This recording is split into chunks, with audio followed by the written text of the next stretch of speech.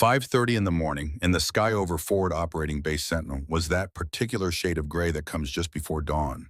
Not quite dark, not quite light, just the color of waiting. I walked the flight line alone, boots crunching gravel, breath visible in the cold March air. 20 years you do something, it becomes who you are. For me, that something was flying the ugliest, slowest, most lethal aircraft the Air Force ever built, the A-10 Thunderbolt. We called it the Warthog. Some people thought that was an insult. Those people had never been pinned down by enemy fire and heard that GAU-8 cannon making its signature sound, 30-millimeter depleted uranium rounds pouring out at 3,900 per minute. Burt, music to infantry ears. The sound of salvation. My aircraft sat on the hard stand exactly where I left her 12 hours ago. Tail number 917. I knew every rivet, every panel, every system, 2,000 flight hours in type. She was not beautiful, not sleek like an F-16, not invisible like an F-22. She was function over form, armor-plated, redundant systems, built to absorb punishment and keep flying, built around that cannon. Everything else was just there to get the gun to the fight and back home again. I started my pre-flight inspection at the nose. Visual check of the pitot tube, no obstructions, no ice. I walked the length of the fuselage, running my hand along the cold metal. Titanium bathtub surrounding the cockpit. Could stop 23-millimeter rounds. Had stopped them before. I checked the control surfaces. Ailerons, elevators, rudder. All free and clear. The twin engines hung high and wide on the tail. Designed that way for a reason. Reduce infrared signature. Protect them from ground fire. Take a hit to one engine, you could still fly home on the other. I was under the starboard wing checking the landing gear when I heard boots approaching. I knew the sound. Chief Master Sergeant Miguel Ramirez, gunny to everyone who knew him. 25 years maintaining these aircraft.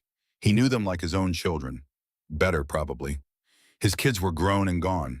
These birds stayed. He did not say good morning. We were past that. He just stood there holding a thermos of coffee, watching me complete my inspection. Finally, he spoke. Your bird's ready, sir. Always is, Gunny. How you feeling today? I looked at him. He was not asking about the weather. 3 months ago, my doctor told me I had maybe 6 to live. Stage 2 lung cancer, aggressive. Treatment options limited. I told the Air Force I was fine. Told them I wanted one more deployment. Train my replacement. Finish strong. Leave my family with the insurance payout, not medical bankruptcy. Only 3 people knew the truth. My wife, Rebecca, the flight surgeon, and Gunny. He figured it out 2 weeks into the deployment. Noticed I was coughing more, tiring faster, said nothing, just started watching closer. Good enough, I said. He nodded, handed me the thermos, black coffee, no sugar. The way I took it, the way every A-10 driver I knew took it. We drank terrible coffee and flew ugly airplanes and came home when everyone said we should not. That was the job. Weather's clear today, he said. Should be easy run. We both knew there was no such thing as an easy run. Not really, but we said it anyway. Professional courtesy, pretending today would be like yesterday, that nothing would change, that the routine would hold. I finished the inspection, climbed the crew ladder, looked back at Gunny standing in the half-light of dawn. He raised the thermos in a small salute. I nodded back. Then I was in the cockpit and the world narrowed to instruments and procedures and the familiar smell of jet fuel and hydraulic fluid. The smell of work, the smell of purpose. The squadron briefing room was already full when I walked in at 0600. 4 crews, 8 pilots, and the 74th Fighter Squadron, the Flying Tigers. We had history going back to World War II, Claire Chennault, the Burma Road, a VG. Every generation added their own chapter. This was ours. Peacekeeping mission in Dravonia, former Soviet state, split by civil war. Ceasefire in place for 3 weeks now. Our job was simple. Show presence. Remind both sides that NATO was watching. Keep the peace from the air. Colonel Sarah Vance stood at the front of the room. 50 years old, no nonsense. 22 years in service. She ran the squadron like she flew. Efficient, professional, by the book. She waited until everyone settled, then started. Gentlemen, and I use that term loosely, today's mission is standard patrol along the ceasefire line, 4 aircraft, 2-hour flight time. Weather is clear, visibility 10 miles plus. Should be what we call in the business a milk run. Someone in the back groaned. Calling it a milk run was bad luck. Everyone knew that. Vance ignored it. Intel reports Volkov's forces have been quiet for 3 weeks. No major movements, no violations. Dravonian government is requesting continued air presence as confidence-building measure. That's us. Flying confidence builders. Try to look intimidating. She clicked to the next slide. Map of the operational area. Our patrol route marked in blue. Enemy positions marked in red, a lot of red. Rules of engagement remain unchanged. Weapons tight unless directly engaged. I cannot stress this enough. You do not fire unless someone is actively shooting at you with intent to kill. Visual identification required. No mistakes. Am I clear? The room responded. Crystal clear, ma'am. She went through the weather brief. Winds aloft. Altimeter settings. No TAMs. Standard stuff. Then the lineup. Sullivan, you have the lead. Parker, you are his 2. Carter, you are 3. Williams, you are 4. Call signs, Hog 1 through 4. Radio check at 0730. Takeoff at 0800. Questions? Captain Ryan Carter raised his hand. 29 years old, 6 months in squadron. Eager, too eager sometimes. He had that look young pilots get. The one that says they have something to prove. Colonel, if we spot armor movement, are we cleared to mark coordinates for follow-up strike? Before Vance could answer, I spoke up. My voice carried across the room. Not loud, just firm. Carter, read your ROE again. Weapons tight means you observe and report. That is all. You see a tank, you write down where it is. You do not lock it up. You do not point anything at it. You definitely do not touch your trigger. Are we clear? He looked at me. For a second, I thought he might push back, but he was smart enough to know when to stop. Clear, sir. Captain James Parker, sitting next to me, leaned over and whispered. Kids got more enthusiasm than sense. We all did once, I said. Vance wrapped up the brief, dismissed us. I caught Carter at the door. Ryan, you are flying my wing today. Parker takes the 3 position. Yes, sir. I won't let you down. This is not about letting me down. It is about making the right call when I am not there to make it for you. I'm ready, sir. I looked at him, really looked. Saw myself 20 years ago. Same confidence, same certainty, same ignorance of how fast things could go wrong, how decisions made in seconds could haunt you for decades. No one is ever ready, I said. You just become less wrong over time. Pay attention today. Watch what I do. More importantly, watch what I do not do. I will, sir. I hoped he meant it. The walk to the aircraft was quiet. Dawn had fully broken now. Sky turning from gray to pale blue. Temperature climbing. It was going to be a beautiful day. The kind of day that made you forget there was a war on. That people on both sides were preparing to kill each other if the ceasefire failed. That we were the only thing standing between peace and wholesale slaughter. Gunny met me at my aircraft. He had already completed his own pre-flight. Knew I would double-check it anyway. Did not take it personally. This was how we worked. Trust but verify. Every time. Every flight. She is good to go, he said. Full fuel. Full load. 6 Mavericks. Full 20mm. Chaff and flares topped off. I climbed the ladder. Settled into the seat. Strapped in. 5-point harness. Survival vest. G-suit. Helmet. Oxygen mask. Each item clicked into place with the muscle memory of 2,000 repetitions. My hands moved through the startup checklist without conscious thought. Battery on, hydraulics check, fuel quantity, oil pressure, every gauge, every light, every switch in sequence. The APU spooled up with a whine. Then the right engine, the left. Twin General Electric TF-34 turbofans. Not powerful, not fast, but reliable. Proven. 30 years in service and still the best close air support platform ever built. Some things you do not improve. You just keep doing them right. Radio crackled. Tower, this is Hog Flight requesting radio check. Hog Flight. Tower reads you, Lima Charlie. Cleared to taxi runway 27. Hog 1 copies. I released the brakes. Started rolling. Behind me, Parker, Carter, and Williams fell into line. 4 warthogs taxiing in formation toward the runway.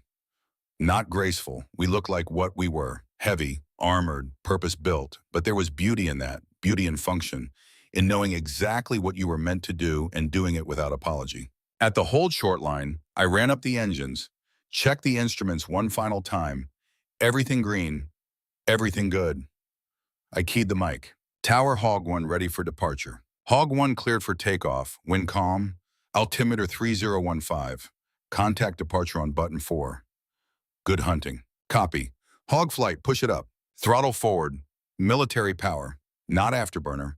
A 10 did not have afterburners. Did not need them. Was not built for speed. Was built to get there, do the job, and come home. I held the brakes until RPM hit maximum. Released. Started rolling. The runway blurred. 50 knots. 60. 80. At 120, I pulled back on the stick. Nose lifted. Wheels left concrete. Gear up. Flaps up. Climb power set. I banked right, holding pattern until the rest of the flight formed up. Parker on my right wing. Carter on my left. Williams trailing as 4 ship. We climbed to 12,000 feet. Leveled off. Throttled back to cruise. The morning sun caught our wings. 4 shadows racing across the landscape below. Rivers, fields, small villages. From up here, it looked peaceful. You could not see the checkpoints, the soldiers, the mines, the hatred that had been building for generations.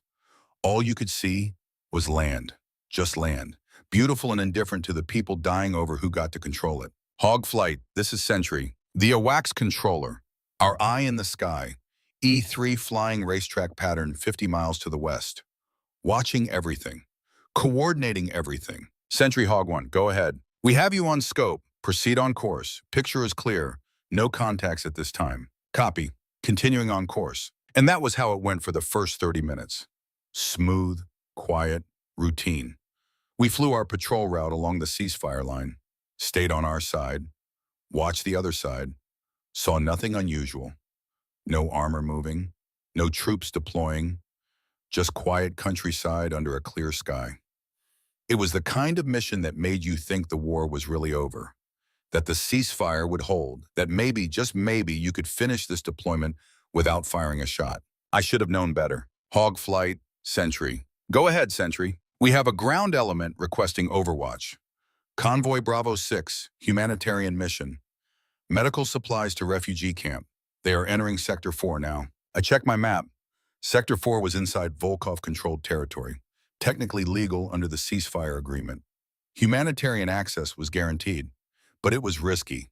Volkov's militia did not always follow the agreements Volkov signed. Sentry confirmed their route. The controller relayed coordinates. I plotted them. The convoy would pass within 2 miles of a known militia strongpoint. Close. Too close. Parker's voice came over the radio. Boss, that is awful close to Volkov's backyard. It is inside the permitted zone, I said. They are legal. Want me to swing by? Give them a look? Carter asked. Negative. We maintain patrol route. Do not provoke Volkov by buzzing his territory. Copy. I made the call. The right call, the professional call, the call that followed the ROE exactly. And it was the wrong call, but I did not know that yet. 15 minutes later, the radio erupted. Any station, Bravo 6, taking fire. We are static. My stomach dropped. That particular feeling you get when routine suddenly turns to crisis. When the day you thought would be easy becomes the day that changes everything. Sentry, Hog 1, we just lost Bravo 6. Request immediate clearance to investigate. Stand by. Those 2 words. Stand by. Military speak for we do not know what to do. For decisions being made by people who are not here, who cannot see what is happening, who will face none of the consequences. I was 5 minutes out from that convoy. 5 minutes is not long, but in combat, 5 minutes is eternity. 5 minutes is life or death. 5 minutes is the difference between saving people and counting bodies. Hog 1, stand by. I waited, checked my fuel, checked my weapons, looked at the coordinates where Bravo 6 had gone silent. 5 minutes, 4.5. Hog flight held formation, silent, waiting, every second stretching. Finally, Hog flight, you are cleared to investigate Bravo 6 last known position. ROE remains weapons tight unless directly engaged. Roger, Hog flight, follow me, push it up. I banked hard left. Throttle forward, a 10 tops out at 420 knots. Not fast by fighter standards, but fast enough. The rest of the flight fell in behind me. We dropped to 5,000 feet. I switched my targeting pod to infrared, started scanning. 2 minutes out, I saw the smoke. Black column rising against blue sky. Bad sign. 30 seconds later, I had visual on the convoy. 3 Humvees, all burning. Bodies on the ground. Technical vehicles surrounding the position. Pickup trucks with heavy machine guns. Militia. Volkov's people. And in the center, 4 Americans on their knees, hands behind their heads. One of them was Captain Sarah Mitchell. Doc, the flight surgeon. 20 meters from her, 8 more Americans in a similar position. 12 total, all captured. I keyed the radio. Hog flight. I have eyes on Bravo 6. 3 vehicles destroyed. 12 Americans on the ground, hands up. Multiple hostiles surrounding. I am going low for show of force. Copy, boss. We are with you. I pushed the stick forward. Dove from 5,000 to 2,000 feet. Came in fast and loud. The roar of 18,000 pounds of armored aircraft screaming overhead at 350 knots. Universal language. Back off. We are here. We are watching. You do not want this fight. The militia scattered. Took cover behind vehicles, behind rocks, but they did not run. Did not retreat. They knew the rules, knew we could not shoot first. They waited. Patient, professional. Not panicked teenagers. These were experienced soldiers. I pulled up, established orbit, kept the targeting pod on the scene below. That was when I saw him, General Alexei Volkov himself, stepping out from a BTR-80 armored personnel carrier. Looking up at my aircraft, he could not see me through the canopy, but he knew I was watching. He walked to the center of the clearing, held up a radio, keyed the transmit button. His voice came through on guard frequency. The emergency channel. He wanted everyone to hear this. American pilots, I know you are listening. I have 12 of your people. Here is what happens next. You leave now, they live. You stay, I execute one every hour until you are gone. Your choice. I said nothing. Kept circling. Kept watching. Through the targeting pod, I could see Doc. She looked up. Not at me specifically. Just up. At the sky. At the sound of engines. She knew someone was there. She shook her head. Slight movement. Could have been nothing. Could have been everything. Could have meant do not do anything stupid. Could have meant do not leave us. I did not know. Could not know. Hog flight. This is Sentry. Say status. Sentry, Hog 1. 12 Americans captured. Enemy commander is claiming them as leverage. Demanding we cease overflights. Can you engage? Negative. Hostages are mixed with militia. Cannot get clean shot without killing friendlies. Understand. Stand by. There were those words again. Stand by. I looked at my fuel gauge. Had maybe 45 minutes of station time before I would hit bingo fuel. The point where I had just enough gas to get home and nothing more. 45 minutes to figure out something, anything. The radio crackled again. This time it was Colonel Vance. Sullivan, return to base. State Department is handling this. I took a breath, held it, released it slowly, made a decision. Colonel, I am experiencing radio malfunction. Unable to receive your last transmission clearly. Will remain on station until I reach bingo fuel. Silence. Long silence. Then her voice came back. Different tone. Careful. Deliberate. Copy your radio malfunction, Hog 1. Recommend you test your equipment thoroughly before returning. She was giving me time. Giving me cover. Plausible deniability if everything went sideways. I keyed the mic on a different frequency. Private channel. Blade, you there? Parker's voice came back immediately. Go ahead, boss. I am going to do something stupid. Need you to witness it so command knows it was my idea, not the squadron's. There was a pause. When he spoke again, he used my first name. We only did that when things were serious. Tom, what are you thinking? Volkov wants us gone. I am going to make him wish he had never made that demand. Another pause. You are talking about weapons free. That starts a war. The war already started. Volkov just declared it. I am responding. Command will hang you. I know. Tom, you're cancer. I have maybe 3 months left. Maybe 2. The doctors revised their estimate last week. This is my last flight, James. I'm not ending it by watching Americans die because I followed orders. Long silence, then quietly, what do you need? Get the rest of the flight back here. When I start shooting, Volkov will shoot back. I will need cover. On our way, I switched my weapons panel to hot. Selected AGM-65 Maverick missiles, 6 loaded, 100 pounds of high explosive warhead. Laser-guided, fire and forget. I had used them before. Afghanistan, Iraq, Syria, always in support of troops in contact, always after receiving clearance, always playing by the rules. This would be different. This would be first shot, offensive action, act of war if the lawyers wanted to call it that, career suicide if I survived, but 12 Americans on the ground. 12 people who trusted their government to protect them, who believed we would not abandon them.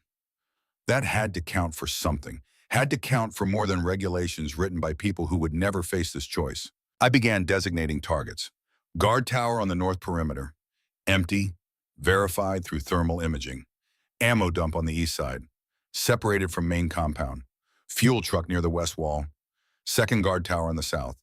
All military targets, all unoccupied or distant from hostages. Precision strikes, message strikes, not trying to kill everyone, just trying to make Volkov understand. You do not take Americans hostage and walk away clean. I was lining up my first shot when the radio crackled again. Volkov's voice. American pilot still circling. Here is what happens now. Gunshot. My hand froze on the stick. Silence. Then a woman screaming. My heart stopped. Was that Doc? I could not tell. Static, distance, fear. Could not tell. Volkov came back on. That was warning shot. Next one goes through skull. Leave now. I looked down through the targeting pod, saw Doc still alive, still on her knees, but clearly shaken.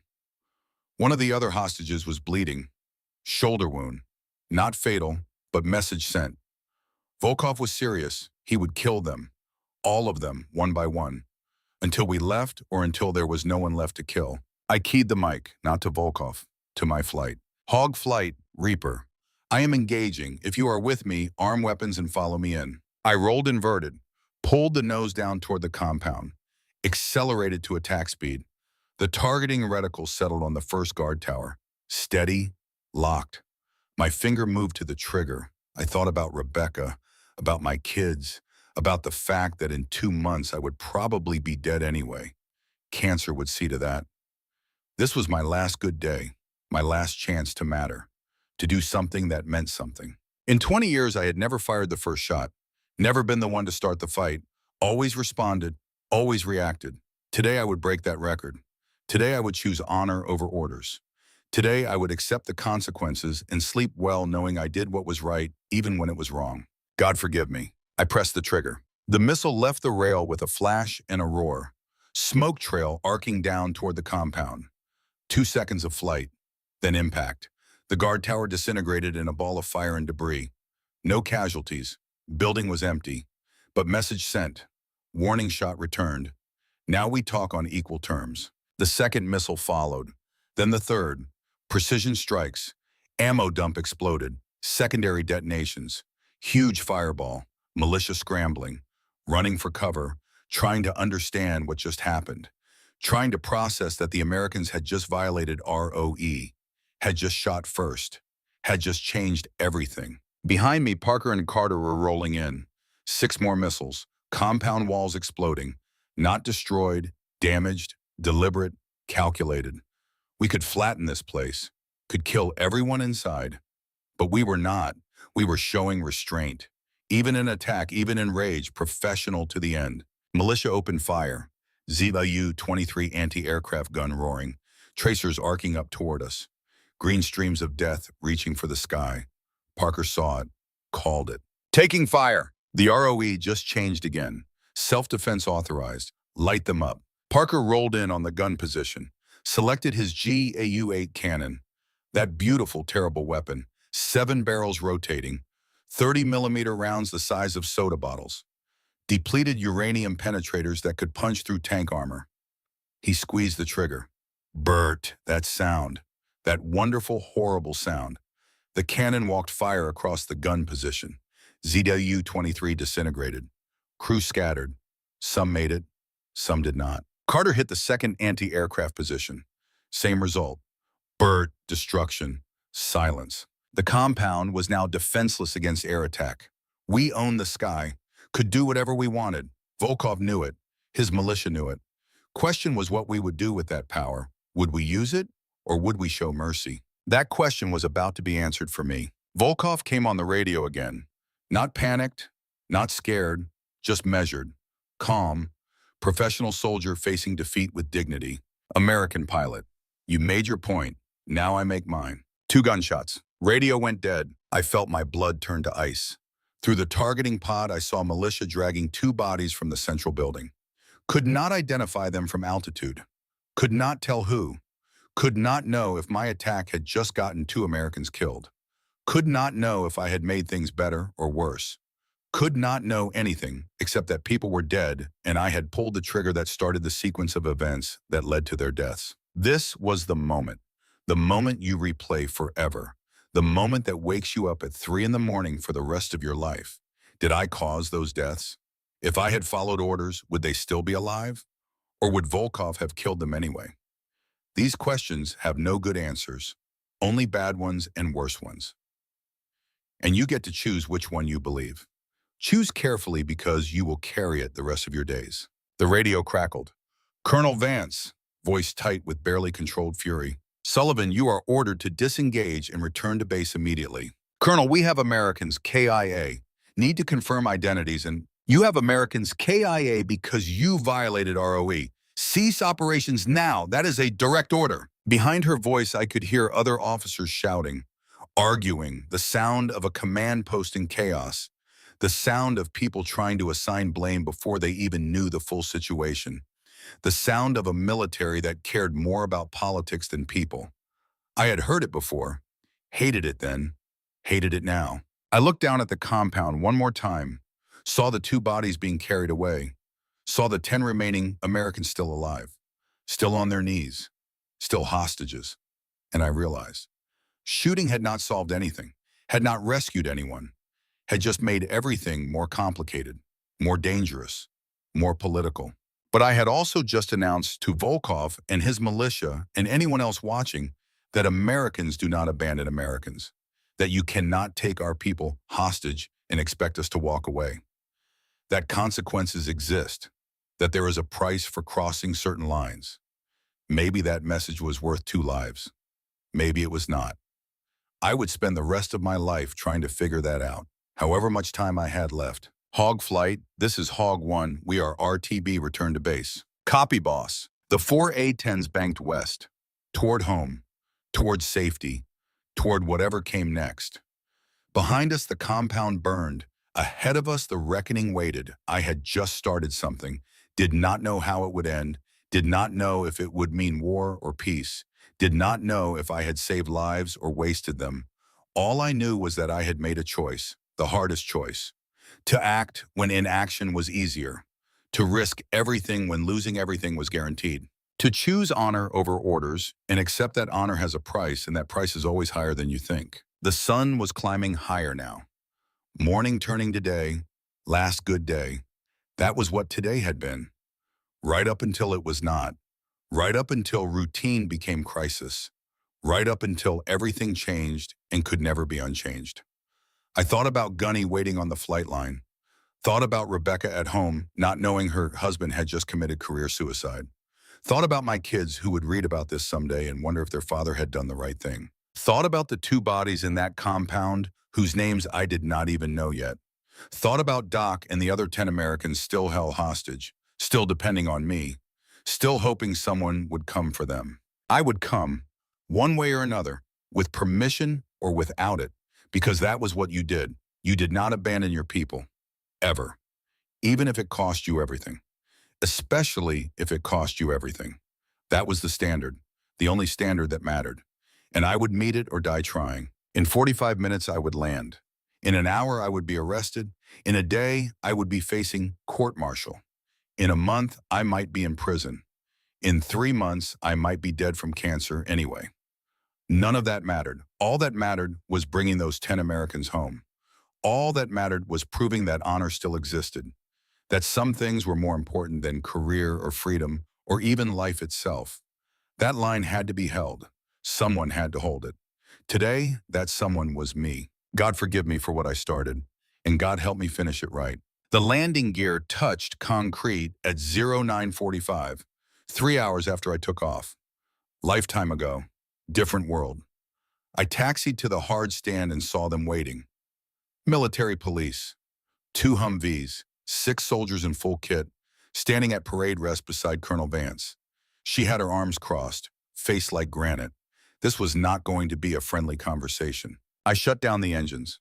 The turbines wound down from scream to whisper to silence. In that silence, I could hear my own heartbeat, could hear the blood rushing in my ears, could hear the small voice in the back of my head saying, "You really did it this time.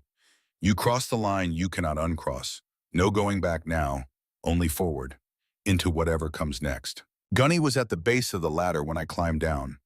He did not say anything, just stood there holding my helmet bag. His eyes said everything his mouth did not. I screwed up. I know, but I would do it again. He knew that too. He handed me the bag. Our fingers touched for a second. Then I walked toward the MPs. Colonel Vance did not salute, did not acknowledge rank, just spoke in that flat voice officers use when they are furious but cannot show it in front of enlisted. "Lieutenant Colonel Sullivan, you are relieved of command pending investigation. Surrender your sidearm and follow these men." I unbuckled my holster, handed over my Beretta, felt naked without it. 20 years carrying that weight on my hip. Now just empty air. The MPs stepped forward, one on each side, professional, polite, but firm. They were not asking. I glanced at Vance. She stepped closer, voice low enough only I could hear. "Off the record? You did what I would have done, but that does not change the consequences." "I know." She nodded, stepped back. The MPs led me away. Behind me, I heard the whine of Parker's engines shutting down, then Carter's. The rest of the flight coming home, wondering if they would face the same fate, wondering if following my orders made them accomplices or victims. Military justice would decide. I hoped they would be smart.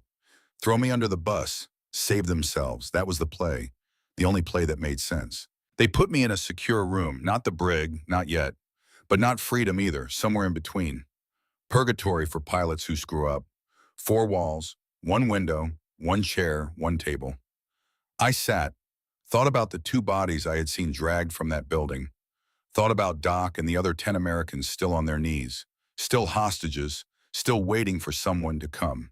And here I was, locked up, useless, exactly what Volkov wanted. Remove the threat, neutralize the response. Let diplomats talk while people die. I thought about Rebecca, my wife, 38 years old, married 16 years, 2 kids in college.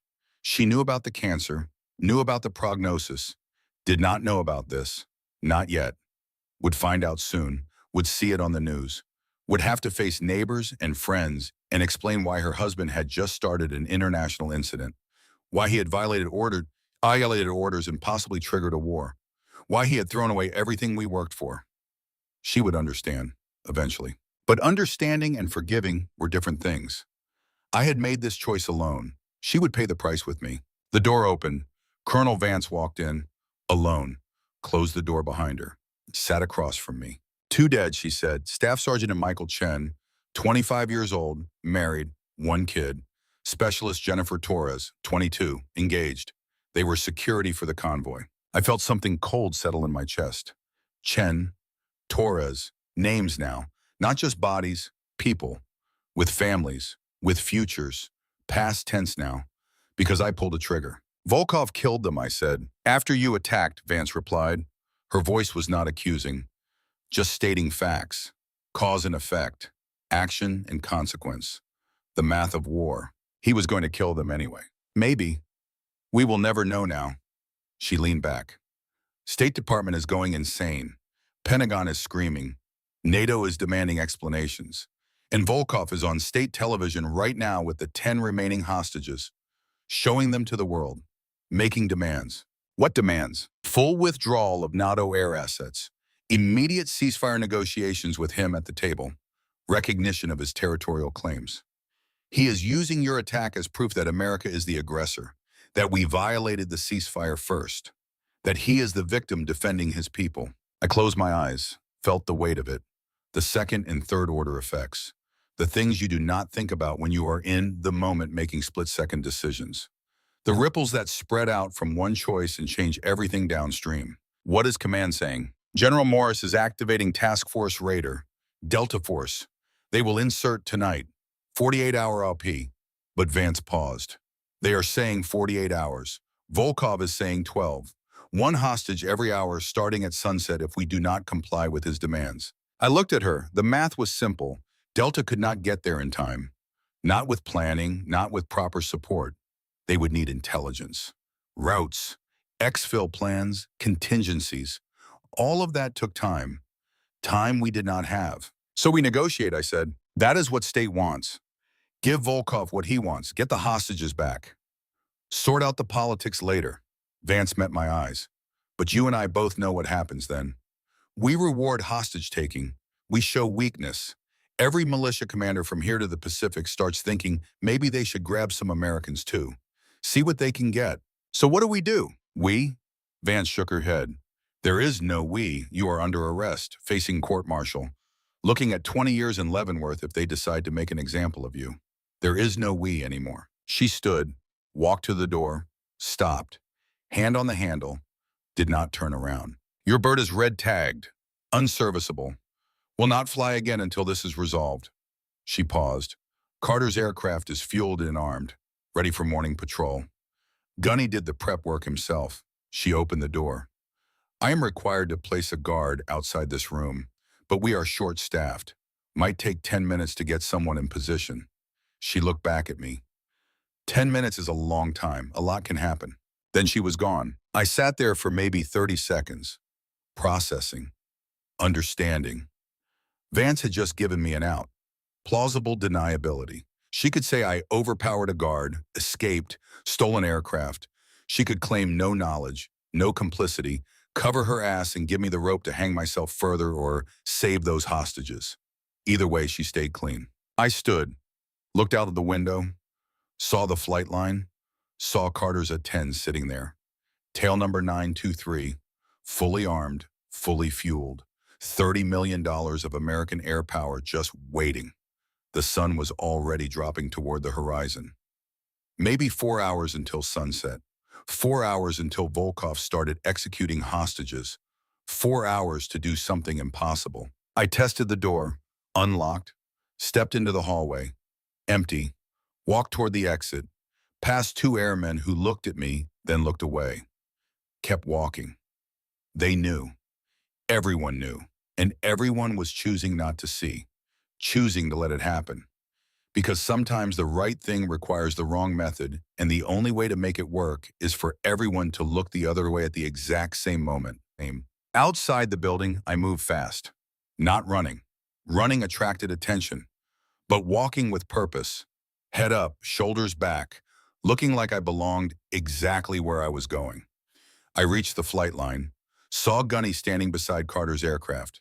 He saw me coming, did not react, just turned and started his own pre-flight check. By the time I reached him, he had already pulled the chocks. Sir, he said, not looking at me, looking at the aircraft. She is good to go. Full fuel, full load. Someone needs to fly this bird. Rather it be you than some desk jockey who has never seen combat. I will not make it back, I said. You know that. I know, but those 10 Americans will. That is what matters. He handed me a helmet, flight suit, survival vest. Everything I needed. Everything he had prepared knowing I would come.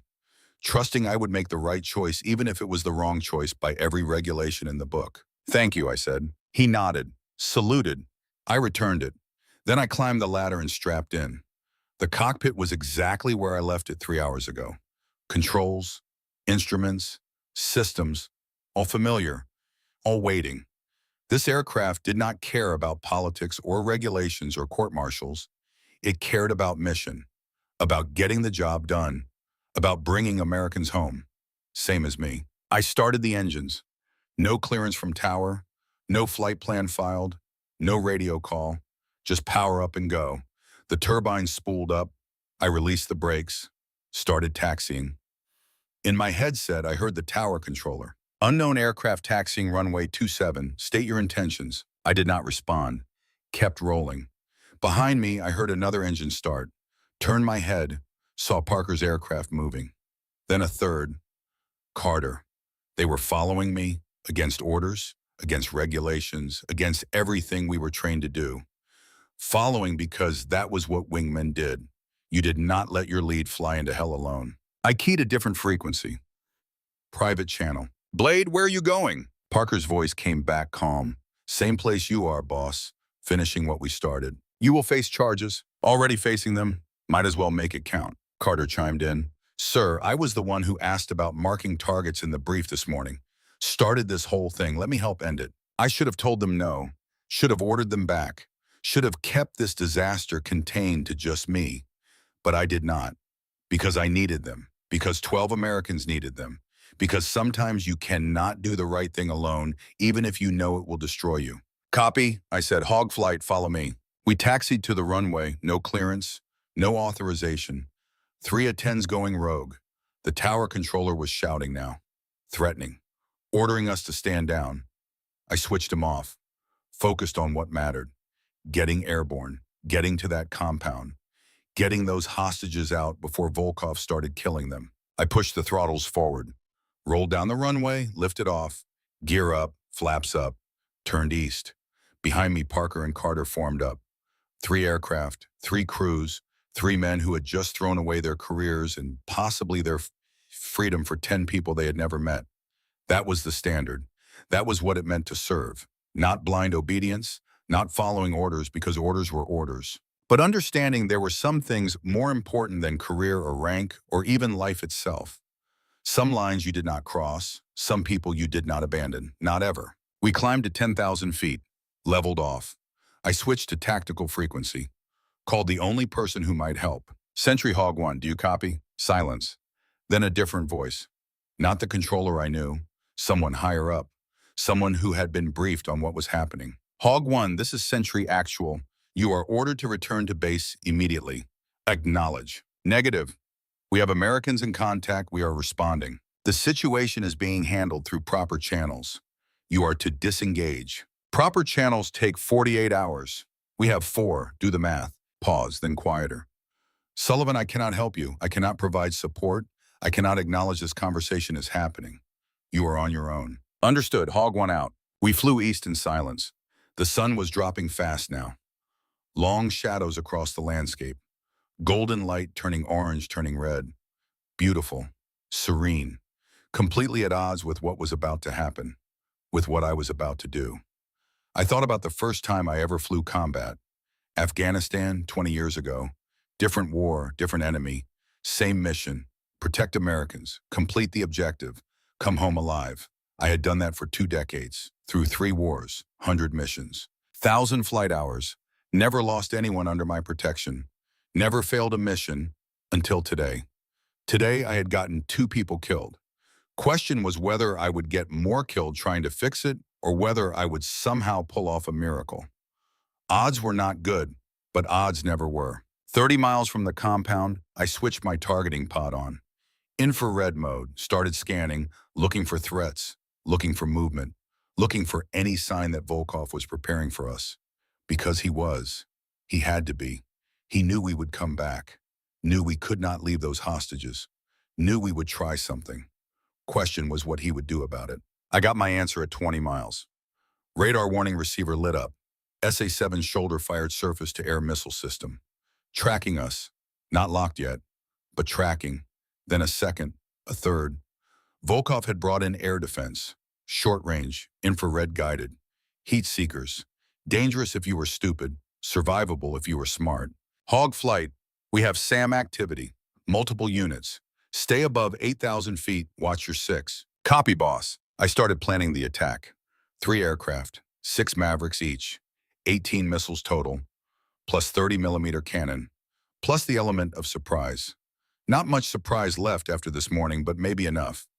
Maybe they thought we would not come back. Maybe they thought arrest and career destruction would keep us away. They were wrong. I keyed the mic. Blade, you take the north wall. Carter, you take the south. I will hit the west side and the central strong point. Precision strikes. No casualties if we can avoid it. Suppress and rescue, not destroy and kill. Clear? Clear. We need those hostages moving toward extraction point. I designated coordinates. Open area 400 meters north of compound. Gunny is bringing ground vehicles. Crew chiefs and maintenance guys. Not special forces, but they volunteered. We'll provide transport out. Copy. When? Check your watch. Sunset in 3 hours, 20 minutes. Volkov starts killing at sunset. We go in 2 hours, 30 minutes. Give ourselves 50-minute margin. Enough time to extract, but not enough time for him to adjust plans. Hit fast, hit hard, get out. Roger. I spent the next 2 hours orbiting, watching, learning the pattern, counting guards, tracking shifts, noting weak points. Volkov had 40 soldiers now, more than this morning. He had called in reinforcements, fortified the compound, dug in. He was not going anywhere. Neither were the hostages. I could see them on thermal imaging. 10 heat signatures in the central building, sitting, waiting, wondering if anyone was coming for them, wondering if America had abandoned them. I wanted to tell them no, wanted to tell them we were here. We saw them. We would not leave. But I could not. Radio silence, operational security. They would know soon enough. When the missiles started flying, when the walls started falling, when we came for them, whether Volkov liked it or not. At 2 hours, I called Gunny. Ground team, Hog 1. Hog 1, ground. I read you. Status? 5 Humvees, 20 crew chiefs and maintainers, armed with M4s and 2 240s. Not much, but it is what we got. We are staged 2 miles north of target area, waiting on your call. Copy. Stand by. We'll advise when to move. Roger. And boss, bring them home. That is the plan. I checked fuel, checked weapons, checked everything one more time because you always checked one more time. Because the thing you missed was the thing that killed you. 20 years of habit, 20 years of discipline, 20 years of not screwing up because screwing up in an A-10 meant people died, and they were usually people who trusted you to not screw up. That weight never got lighter, just more familiar. At 02 hours, I made the call. Hog flight, Reaper. Time to go to work. Arm weapons, select targets, on my mark. Copy. I rolled in first, diving from 10,000 to 4,000 feet. The targeting pod locked on the west wall. Empty section, verified through thermal. No guards, no civilians, just concrete and rebar. First Maverick selected, locked, fired. The missile leaped off the rail. Smoke trail, 2 seconds of flight. Impact. The wall exploded. Breach created. 40 feet wide, entry point established. Behind me, Parker and Carter were rolling in. 6 more missiles in the air. North wall, south wall.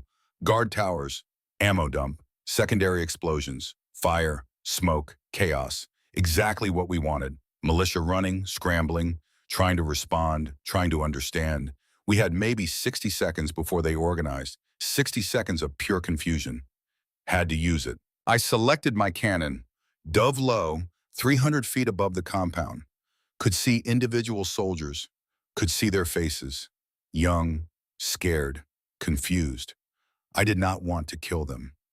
They were somebody's sons, somebody's brothers, just like the Americans kneeling in that building. But I would kill them if they got between me and those hostages. Would not hesitate, would not regret. That was the job. That was the line. You protected your people, and everyone else could sort out the morality later. Tracers arced up. Zoo, 23 anti-aircraft gun, same position as this morning. Different crew, same result. I walked 30-millimeter fire across the gun position. Bert, that sound. That beautiful, terrible sound. The gun disintegrated. Crew scattered. Some fell, some ran. I pulled up, climbed, came around for another pass. Carter was behind me, hitting the south side positions. Then Parker on the north. We were working the compound like a surgeon. Precise, controlled, removing threats, creating openings, making space for the hostages to move. If they would move, if they understood what was happening, if they had the courage to run while we were giving them cover. That was when I saw Volkov, through the targeting pod, standing in the center of the compound, not taking cover, not running, just standing there, looking up at us, radio in hand. He keyed it, his voice came through on guard frequency. American pilot, Reaper, I know it is you. I researched after this morning. I know about your cancer, about your retirement. This is your last mission. I did not respond, kept flying, kept watching. My son was 23, Volkov continued, killed by American airstrike in 2014. Collateral damage, your report said. He was a doctor, helping civilians. Your precision was not so precise that day. My hands tightened on the stick. I wanted to say something, wanted to tell him I was sorry, that I knew what it was like to lose someone, that I understood his anger. But I said nothing. Let him talk. Let him have his moment. Because maybe he needed it. Maybe we both needed it.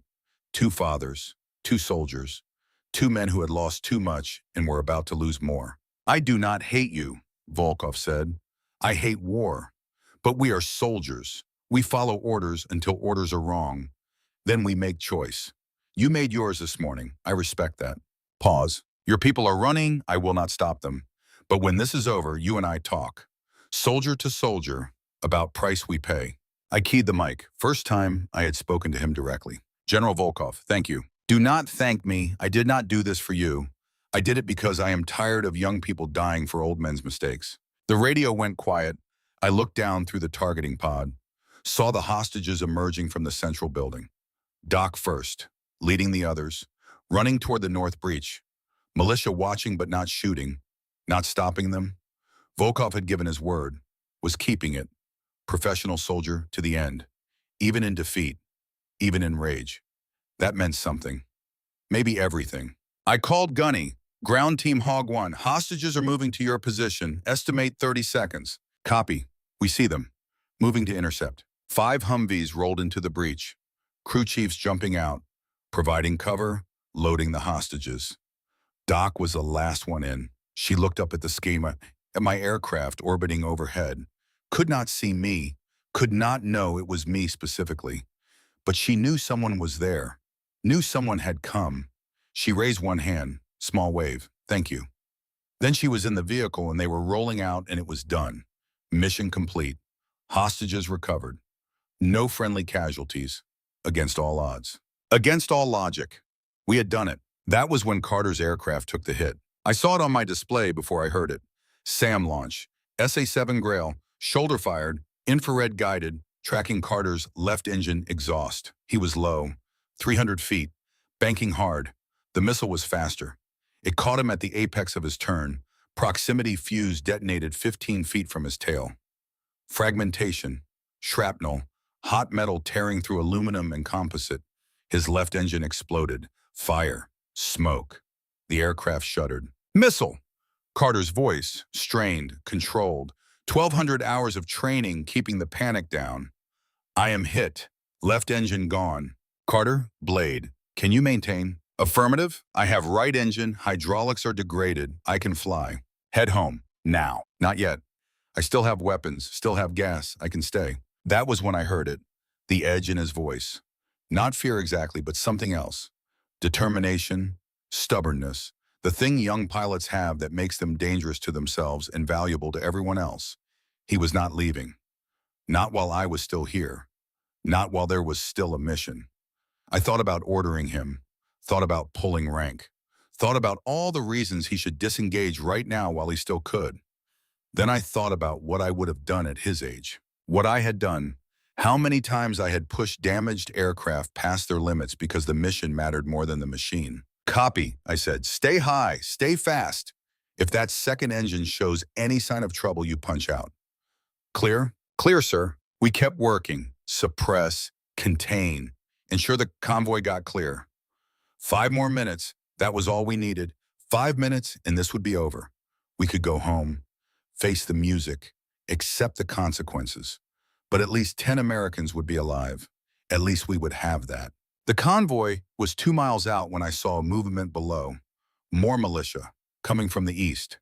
Reinforcements. Or maybe just soldiers who had been on patrol and heard the fighting. Either way, they were between the convoy and safety, between success and failure. I made the call. Ground team, you have hostiles ahead. 12 fighters, technical vehicles. I am engaging. Copy, boss. We see them. I rolled in, selected my last 2 Mavericks, designated targets. The technicals, pickup trucks with heavy machine guns, dangerous to unarmored Humvees. I fired both missiles, one after another. Smoke trails, impact, 2 vehicles destroyed, militia scattered. But they were not running, were not retreating, were setting up defensive position. Determined, professional. Volkov's people, they fought like he did, with honor, with discipline, even when losing. I switched to guns, came in low, very low, 200 feet, could see their faces now. Young men, 20, 25, same age as my kids. They looked up, saw me coming. Some dove for cover. Some raised weapons, AK-74s, useless against an A-10, but they tried anyway. Muzzle flashes, tracers, desperation. I squeezed the trigger. Bert, 30-millimeter fire walked across their position. Not trying to kill everyone, trying to suppress, trying to make them keep their heads down long enough for the convoy to get past. Some fell, some ran.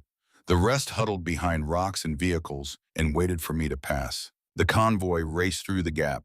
Gunny's voice on the radio. Clear, we are clear. All personnel accounted for. Copy, get them home. Roger. And boss, hell of a job today. We will see if command agrees. I pulled up, climbed back to altitude, checked my fuel. Bingo, right at the edge. Had maybe 20 minutes of flight time left before I would be gliding. Behind me, Parker and Carter were also hitting bingo. Time to go, time to face whatever came next. I took one last look at the compound below, Volkov's fortress. Burning, damaged, but not destroyed. He was down there somewhere, alive, watching us leave, probably already planning his next move. His response, his counterstrike. This was not over. Not really, just paused, taking a breath before the next round. I turned west, toward home, toward base, toward arrest and trial in prison.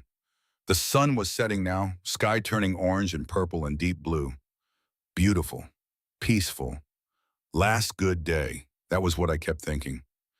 This was the last good day, before everything changed, before the consequences came due, before reality reasserted itself and reminded us that honor has a price and that price is always higher than you think. We landed at 1900 hours, full dark.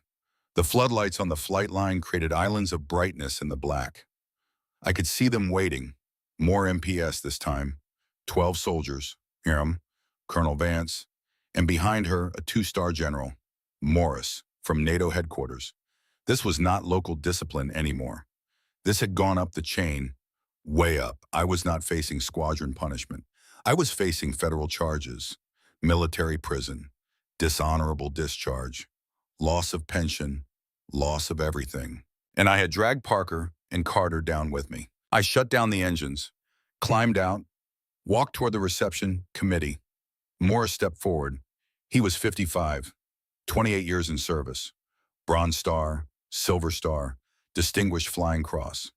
He had been there, had done this, had faced the same choices. I wondered if that would make him sympathetic or harsher. Hard to tell with general officers. They were professionally inscrutable. Lieutenant Colonel Sullivan, he said, hell of a mess you made. Yes, sir. 12 Americans safe, 2 aircraft sorties, 1 bird damaged. Carter's going to need a new engine, but he brought it home. Could have gone much worse. Yes, sir. You are under arrest. Multiple charges, disobeying orders, theft of military property, unauthorized combat operations, probably 20 other things JAG is still figuring out. You know this. I know. He stepped closer, voice lower. Off the record, Volkov just proposed direct talks. Ceasefire might actually hold. Your unauthorized mission may have stopped a war. Or started one, I said. That is above my pay grade. And yours, he signaled the MPs. Take them, Parker and Carter too. Separate holding areas, no communication. They moved in. Professional, polite, firm, hands on my arms, leading me away. I passed Doc. She was wrapped in a blanket, face bruised, exhausted, alive. She grabbed my arm as I went by. Thank you, she said. Just doing my job. No, you did more than job. You did what was right. I nodded, kept walking. The MPs put me in a Humvee, drove across base, took me to a different building, real brig this time. Steel doors, concrete walls, small cell, 6 by 8 feet, cot, sink, toilet. This was home now, for however long this took. Days, weeks, months.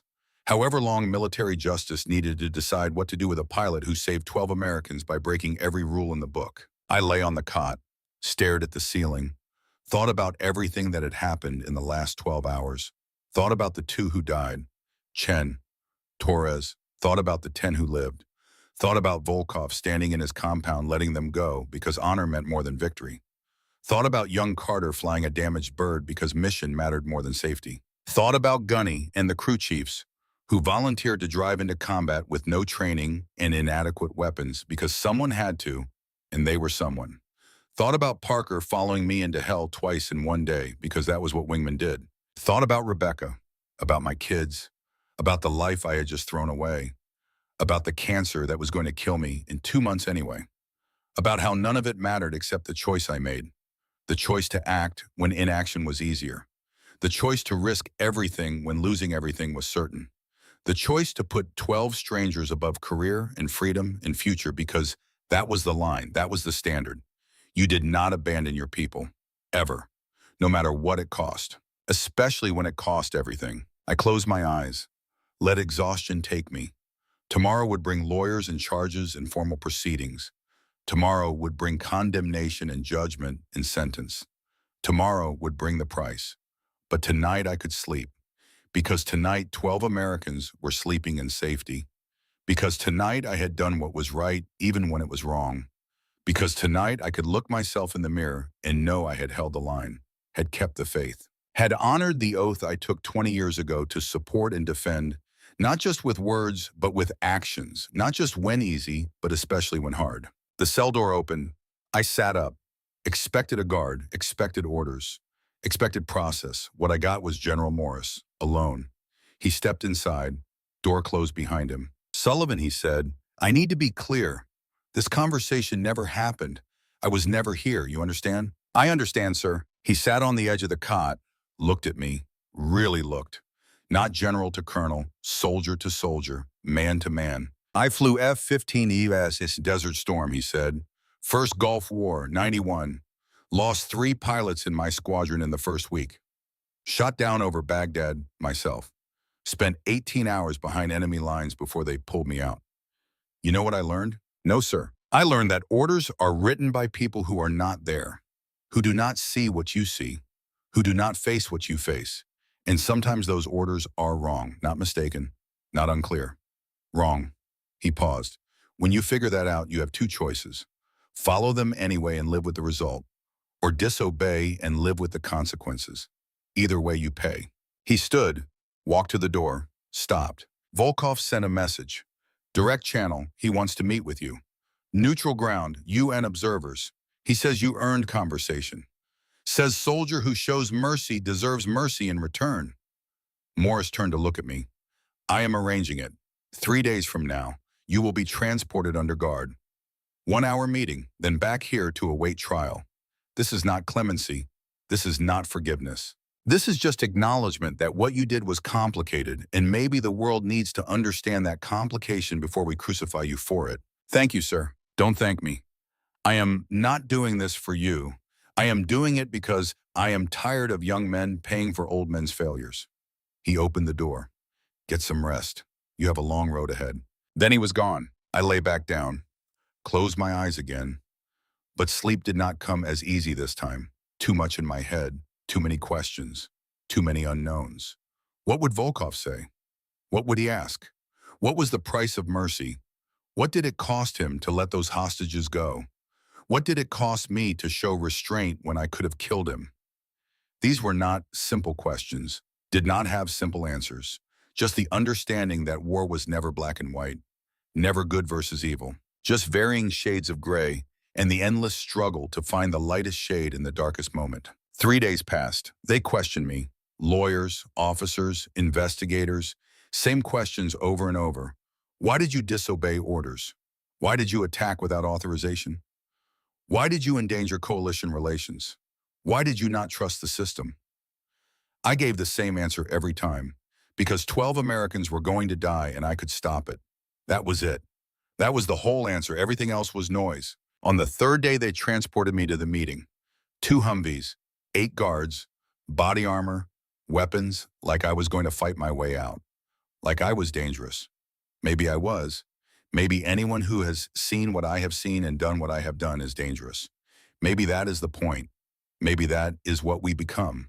Tools of violence wrapped in discipline and honor and hope that when we are needed, we still know the difference between warrior and monster. The meeting location was a UN observation post.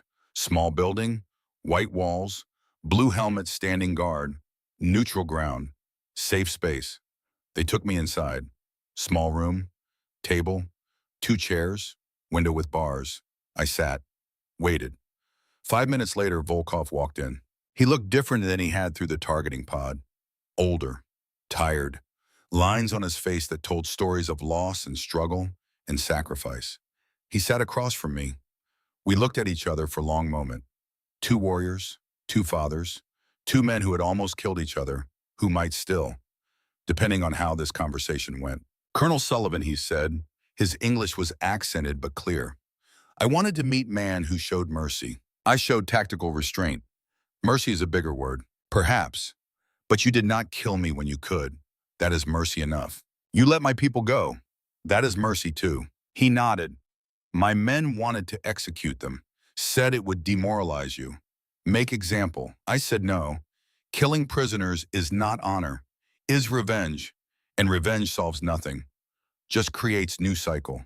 More death, more hatred, more fathers burying sons. Your son, I am sorry. He waved it off. Was accident. I know this. Collateral damage. Your pilots did not mean to kill doctor helping civilians. But he is still dead, and I am still father without son. Sorry does not change that. No, it does not. We sat in silence. What was there to say? What words could bridge the gap between us, between nations, between the living and the dead, between what we did and what we wished we could undo? Finally, Volkov spoke again. I am proposing ceasefire. Real one, not temporary, permanent. Negotiated settlement. Partition if necessary. Peace if possible. My people are tired. Your people are tired. Only ones not tired are politicians, and they do not fight, so they do not get vote. Will your militia accept it? If I tell them to, I am old, fought too many wars, buried too many friends, want to die in bed surrounded by grandchildren, not entrenched surrounded by enemies. You have grandchildren? 2, boy and girl, 7 and 5. He pulled out wallet, showed me pictures, smiling kids, bright eyes, innocent, future. I thought about my own kids, wondered if they would have children someday, wondered if I would live long enough to meet them. Cancer said no, but maybe cancer was wrong. Maybe I had more time than the doctors thought. Or maybe I had exactly the time I had and needed to make peace with that. They are beautiful, I said. Thank you, he put the wallet away. Your cancer. How long? 2 months, maybe less. I am sorry. Cancer is coward's weapon. Kills slowly, takes everything. Yes. Will you accept treatment? No. Treatment buys time but not quality. Rather have 2 good months than 6 bad ones. He nodded, understood. When my wife died, doctors said we could try more chemotherapy. Buy another year. Maybe. But year of pain and sickness. She said no. Said she wanted to die as herself, not as patient. I respected that. How long ago? 8 years. Same year my son died. Lost both in 6 months. That was when I decided. No more wars for other people's causes. Only fight for what matters. Family, home, peace. That is what I am fighting for too, I said. The families of those 12 hostages. The home they want to return to. The peace they deserve. Then we are same. Volkov extended his hand across the table. 2 soldiers, 2 fathers, 2 men trying to do right thing in an impossible world. Maybe that is enough for peace. I shook his hand. His grip was firm, honest. The handshake of a man who kept his word, even to enemies, especially to enemies. The meeting lasted another 30 minutes. We talked about details, ceasefire terms, verification, enforcement, all the practical matters that turn ideas into reality. Then the guards came, said time was up. Volkov stood, saluted me, not mockery, not irony, real salute, respect. I returned it. Then he was gone. They drove me back to the brig, locked me in my cell, left me alone with my thoughts. I had met the enemy, had shaken his hand, had found common ground in the space between the bullets and the bodies. That was not supposed to happen. Enemies were supposed to be monsters, were supposed to be evil, were supposed to be worthy of hatred. But Volkov was just a man, a father, a soldier, same as me, different flag, different uniform, same humanity underneath. That made everything more complicated, made the deaths matter more, made the choices harder. Because if he was human, then so were all the others. Chen, Torres, the malicious soldiers I killed, the ones Parker killed, the ones Carter killed, all human, all someone's son or brother or father, all gone because of decisions made in seconds by people who were trying to do right thing and sometimes got it wrong. I thought about that for a long time, thought about the weight of it, the burden, the cost of being the one who decides who lives and who dies, who was right and who was wrong, who deserved mercy and who deserved judgment. These were not decisions anyone should have to make, but someone did. And on that day, it was me. I made the call. I pulled the trigger. I set the sequence in motion that led to everything that followed. Good and bad, right and wrong, all mine, all forever. The door opened again. Colonel Vance. She looked different, older, more tired. This had taken a toll on her too. Command always did. Being responsible for people who made hard choices. Being the one who had to answer for them when things went sideways. She sat on the cot beside me. Court-martial is scheduled, she said. 10 days from now, General Court, panel of 5 officers, maximum sentence 20 years Leavenworth.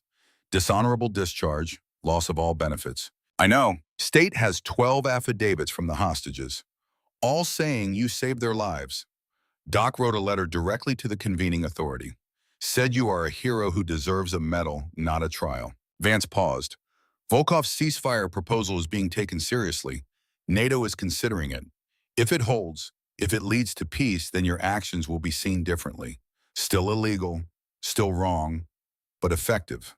Results matter. She stood, walked to the door. I cannot save you, she said. This is too big, too public, too political. But I want you to know what you did, how you did it. I have never been more proud to serve with anyone. You held the line when no one else would. That is the job. That is what we signed up for. You did it better than most, better than me. Thank you, I said. Get some rest. The trial will be brutal, but you will face it like you face everything. With honor. That is all anyone can ask. She left. I was alone again. Last good day. That was 3 days ago. Today was something else. Today was reckoning. Tomorrow would be judgment. The day after that would be sentence.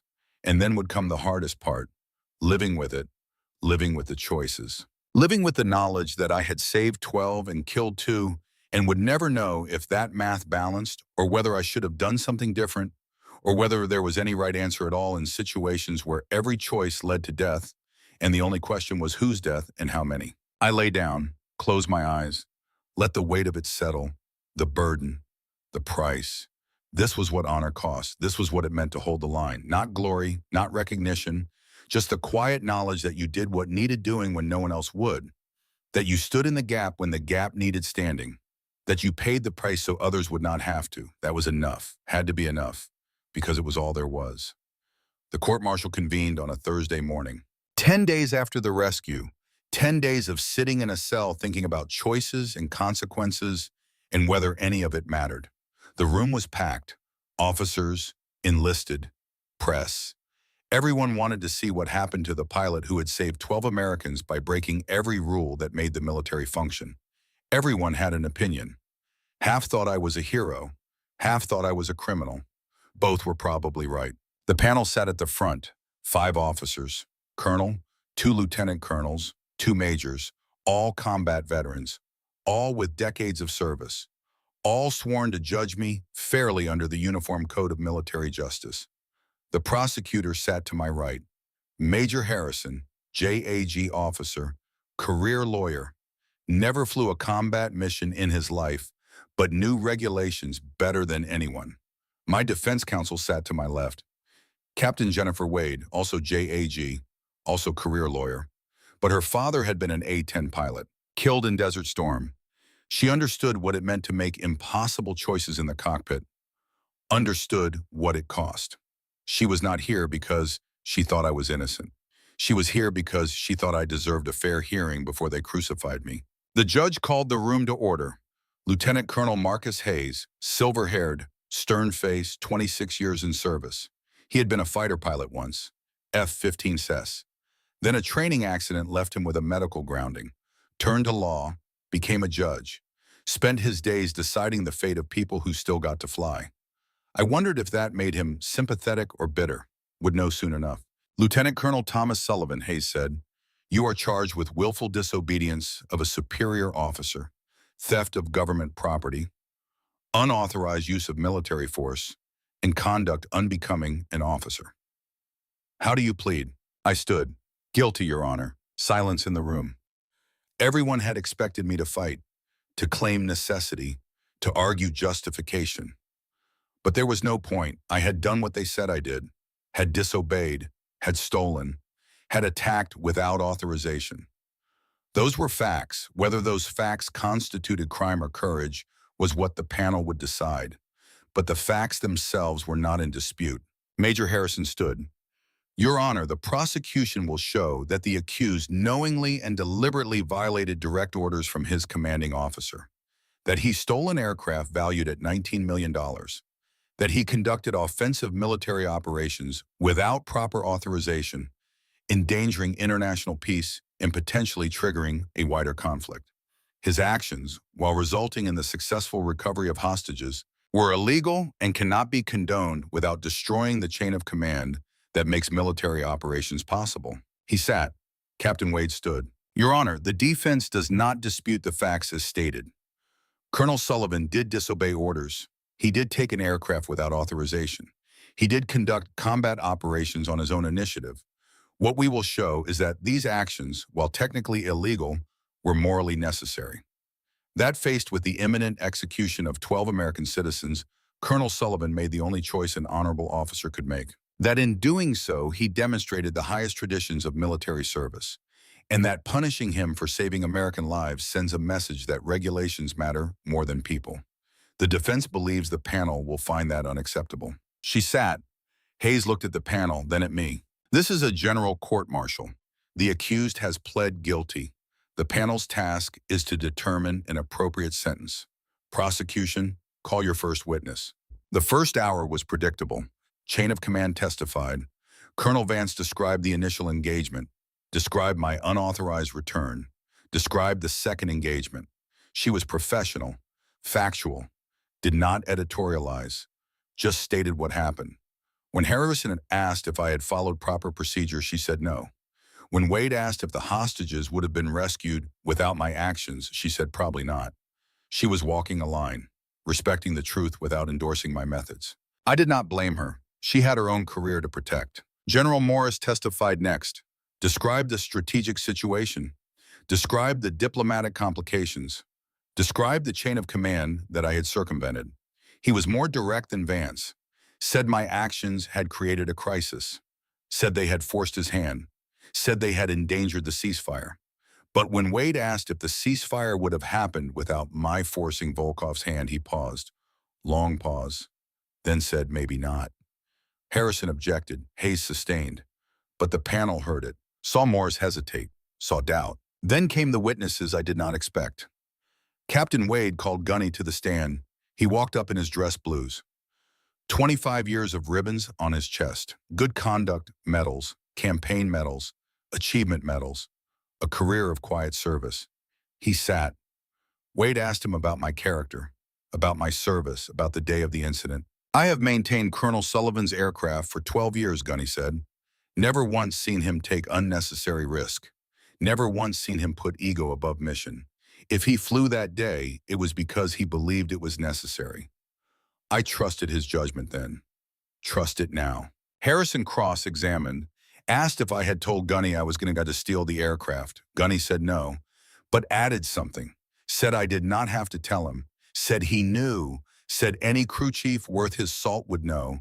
Said he prepared the aircraft because someone needed to fly it, and he trusted me more than any desk jockey who had never seen combat. Harrison tried to object, but Gunny kept talking. Said you do not serve for 25 years without learning the difference between rules and righteousness. Said sometimes they align, sometimes they do not. Said when they do not, you choose righteousness and accept the price. Said that was what leaders did.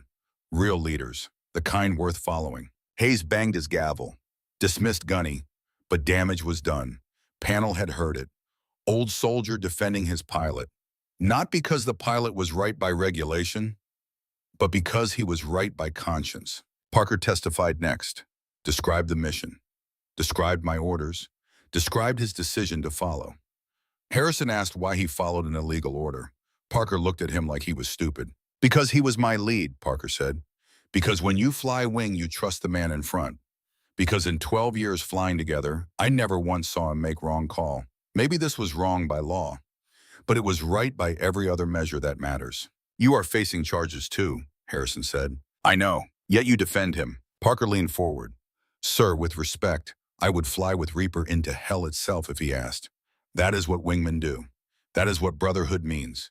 You can court-martial me for it, but you cannot make me regret it. Dismissed, Hayes said, but there was something in his voice. Respect, maybe. Recognition. He had been a pilot once. Knew what Parker was talking about. Knew the bond, the trust, the willingness to follow a man you believe in, even when it costs everything. Carter testified. Young, nervous, but clear. Described the mission, described getting hit, described choosing to stay because the mission mattered. Harrison tried to paint him as young and impressionable, easily led by a rogue commander. Carter shut that down fast. Sir, I am 29 years old, 1,200 flight hours, 3 combat deployments. I knew what I was doing. I knew the consequences. I chose to follow Colonel Sullivan because he was doing the right thing, and someone had to have the courage to back him. If that makes me guilty, then I am guilty and proud of it. Last witness for the defense was Dr. Captain Mitchell. She walked to the stand in her dress uniform. Purple Heart on her chest, awarded 3 days ago for wounds sustained in captivity. She sat. Wade asked her to describe the hostage situation. She did. Calm, professional, clinical even. Described the ambush, the capture, the fear, the uncertainty. Then described hearing aircraft overhead. Described seeing the compound attacked. Described Volkov letting them go. Described Gunny and the crew chiefs racing in to extract them. Described being loaded into Humvees under fire. Described looking up and seeing A-10 circling overhead providing cover. Described knowing someone had come for them. Described crying with relief. She stopped, took a breath, continued. I am alive because Colonel Sullivan chose to disobey orders. So are 10 other Americans. We were told State Department was negotiating. We were told to wait for proper extraction. We were told 48 hours. Volkov was giving us 12. Someone had to make a choice. Regulations or lives. Colonel Sullivan chose lives. I will spend the rest of my career grateful for that choice. Harrison stood for cross-examination. Captain Mitchell, are you aware that 2 Americans were killed in the initial engagement? Staff Sergeant Chen and Specialist Torres? Yes, sir. Do you hold Colonel Sullivan responsible for their deaths? Doc was quiet, long quiet, then spoke carefully. Sir, I hold responsible the militia that ambushed our convoy. I hold responsible the commanders who sent us through hostile territory without adequate security. I hold responsible the political decisions that created this war in the first place. Colonel Sullivan tried to save us. He succeeded in saving 10. He could not save all 12. That does not make him a murderer. That makes him human. No further questions, Harrison said. He knew when he was beaten. Hayes called a recess. 2 hours. Panel would deliberate. I was taken back to holding. Sat alone. Thought about what I had heard. About loyalty. About sacrifice. About people willing to stand up for me even when it cost them. Parker facing charges because he followed me. Carter facing charges because he believed in me. Gunny risking his career because he trusted me. Doc speaking truth even though it challenged the system. These were not people who owed me anything. These were people who understood what mattered, who knew the difference between law and justice, who refused to let the system punish someone for doing what the system should have rewarded. The door opened. Captain Wade walked in. The panel is deadlocked, she said. 3 votes for maximum sentence, 2 votes for minimum. They have asked for additional testimony. From who? She smiled. You are not going to believe this. 20 minutes later, I was back in the courtroom. The room was more crowded now. Word had spread. Something unusual was happening. Hayes called the session to order. The panel has requested additional testimony from an unusual source, he said. General Alexei Volkov has volunteered to testify via video link. The prosecution objects. The defense has no objection. I am allowing it. General Volkov, you may proceed. The screen on the wall flickered to life. Volkov appeared. He was in civilian clothes, no uniform, no rank insignia, just an older man with gray hair and tired eyes. He sat in what looked like a small office, UN flag in the background, neutral territory. "Thank you, Your Honor," Volkov said through the translator. His English was better than the translator made it sound, but protocol required translation. "I appreciate this opportunity." "General Volkov," Harrison said, standing, "you are aware you are testifying for the defense of a man who attacked your forces?" "I am aware." "You are aware he killed your soldiers?" "Two soldiers. Yes, I am aware." Volkov leaned forward. "I am also aware he could have killed many more. Could have killed me personally. I know this because I was in targeting sight. I saw his aircraft. I knew he had weapons. I knew he had clear shot. He did not take it. Why?" Harrison was silent. Volkov continued. "I will tell you why. Because Colonel Sullivan fights like soldier, not like murderer. He showed restraint. He valued lives. He made distinction between combatants and civilians, between necessary force and excessive force. That is not criminal behavior. That is honorable behavior." "General Volkov," Hayes said, "why are you testifying today? You could have remained silent. Let American military deal with American problems. Why involve yourself?" "Because silence is complicity," Volkov said. "Because if I say nothing and this man is punished for saving lives, then I am part of injustice. I have been soldier for 35 years. I have fought in 6 wars. I have killed many men. I have lost many men. I have learned one thing. There are 2 kinds of soldiers, those who follow orders without thinking and those who follow conscience, even when it costs them. First kind wins battles but loses wars. Second kind builds peace. Colonel Sullivan is second kind. Your military needs more like him, not fewer." The translator finished. Silence in the courtroom. Absolute silence. Then Hayes spoke. "General Volkov, one final question. You proposed a ceasefire after this incident. Did Colonel Sullivan's actions influence that decision?" Volkov nodded. "Yes. When he did not kill me, I asked why.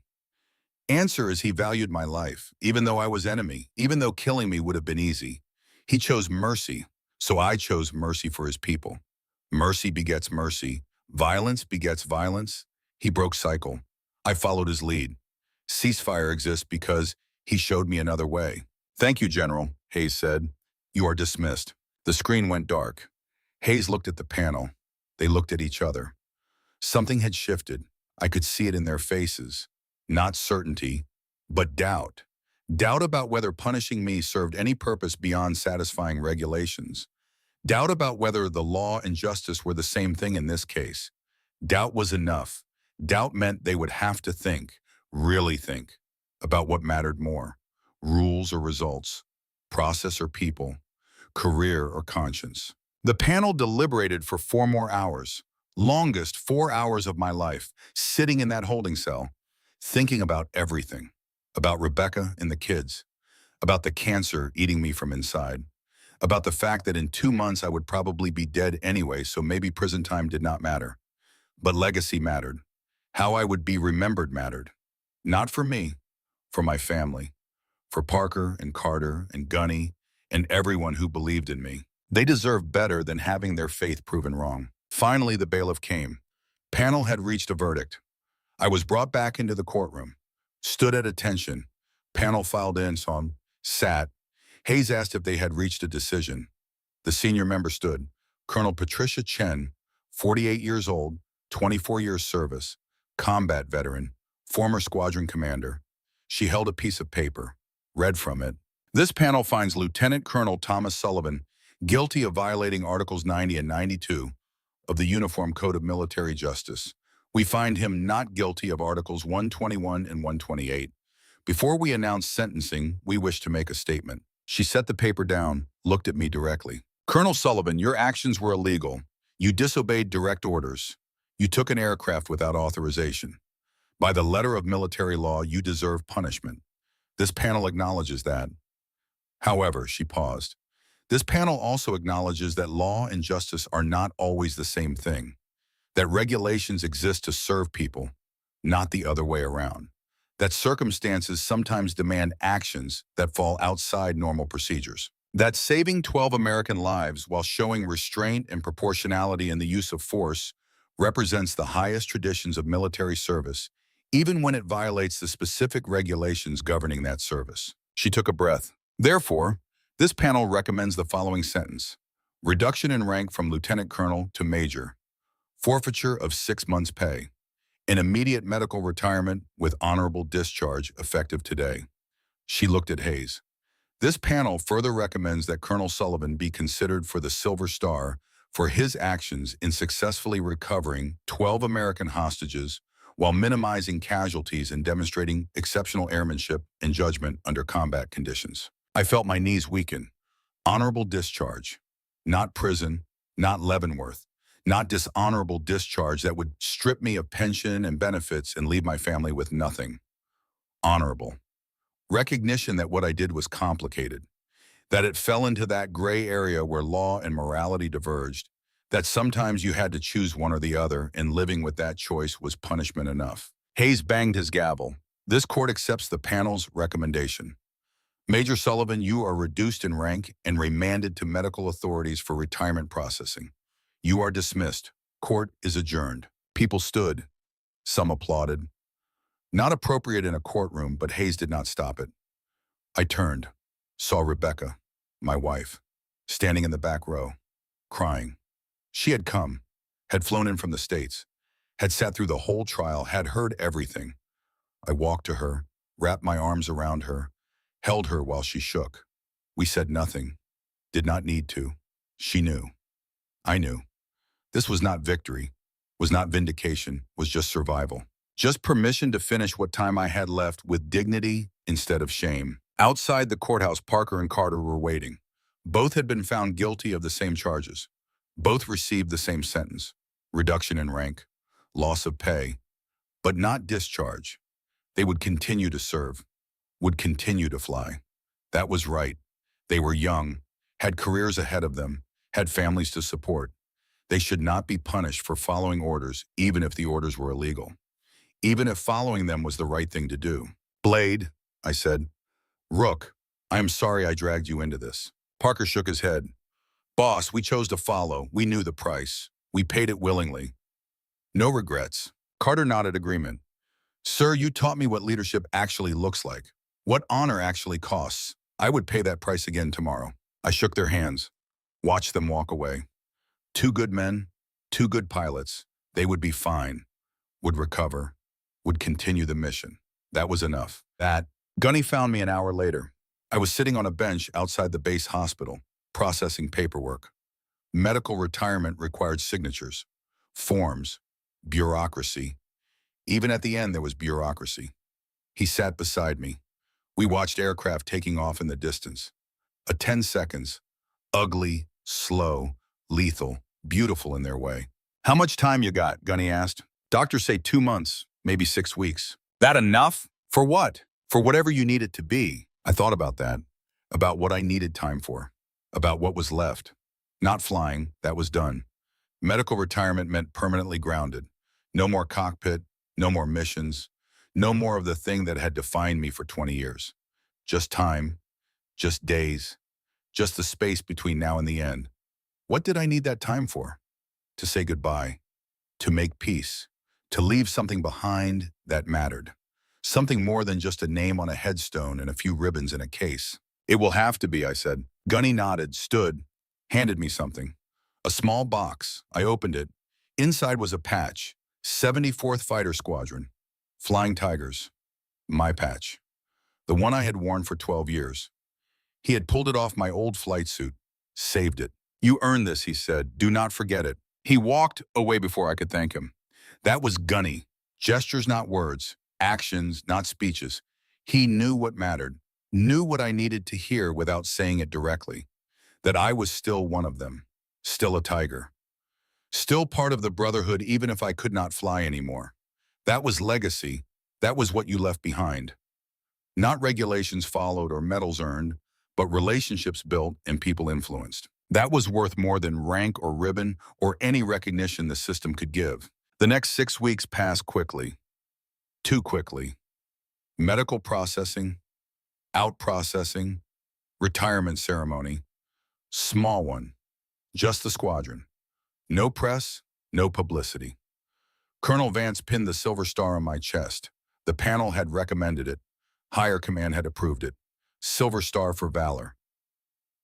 For saving American lives under fire. The irony was not lost on anyone. Court-martialed and decorated in the same week. That was military justice. Complicated, contradictory, trying to balance rules and reality and not always succeeding. Rebecca and I went home. Real home. Colorado. Small house in the mountains. Place we bought 10 years ago planning for retirement. Never thought retirement would come this soon. Never thought it would come like this. The cancer was aggressive, spreading. Doctors offered treatment, chemotherapy, radiation, surgery maybe.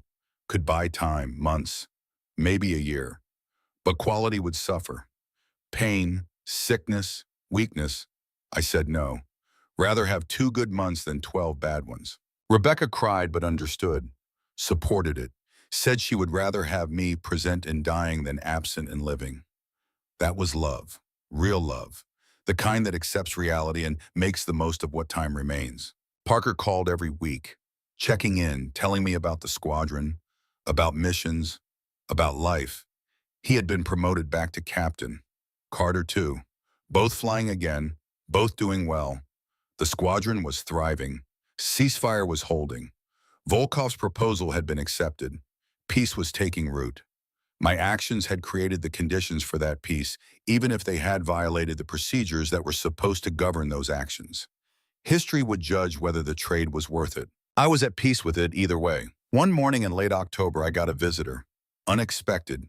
Car pulled up the driveway. Man got out. Civilian clothes. But I recognized the walk. Military bearing. You never lost it. No matter how long you were out. He came to the door. I answered. It was Volkov. Colonel Sullivan, he said. May I come in? I let him in. Rebecca was out, shopping, errands, living her life while trying to pretend mine was not ending. That was harder for her than for me. I was the one dying. She was the one who had to watch, had to survive after, had to carry the memories alone. I did not envy her that burden. Volkov and I sat in the living room. I offered coffee. He accepted. We sat in silence for a while. 2 old soldiers, 2 men who had tried to kill each other, who had found respect in the space between violence and peace. Finally, he spoke. I wanted to see you before, he said, before the end, to say something. What? That you were right, about mercy, about restraint, about breaking the cycle. For 30 years, I fought wars, killed men, lost men, believed it was necessary, believed there was no other way. Then you did not kill me when you could, showed me different path. I have spent 3 months thinking about that, about what it means, about how to live the rest of my life differently. He pulled out his wallet, showed me pictures again, his grandchildren, 7 and 5, boy and girl, smiling, innocent. They asked me about the war, he said, ask why we fight.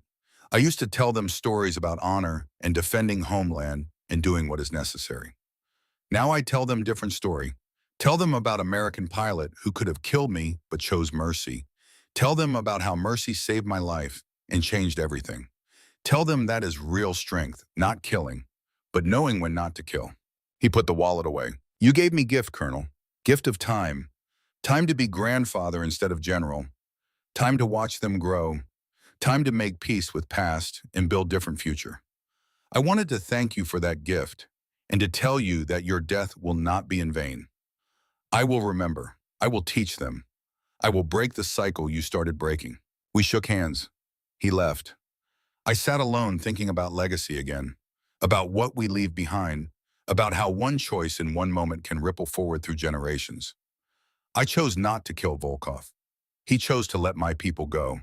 Those choices created peace, created space for his grandchildren to grow up without war, created space for my squadron to fly missions that did not end in body counts and enemy casualties and the endless cycle of violence begetting violence. That was worth something. Worth everything, maybe. The cancer took me in early December.